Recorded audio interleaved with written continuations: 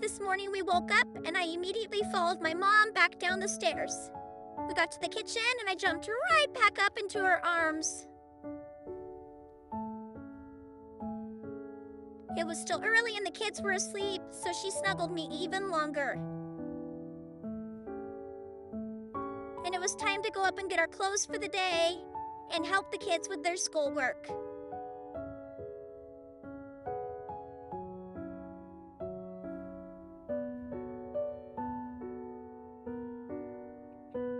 Once the kids were in school, it was time to work.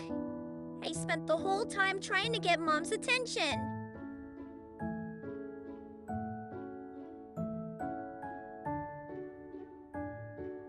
Ah, there we go.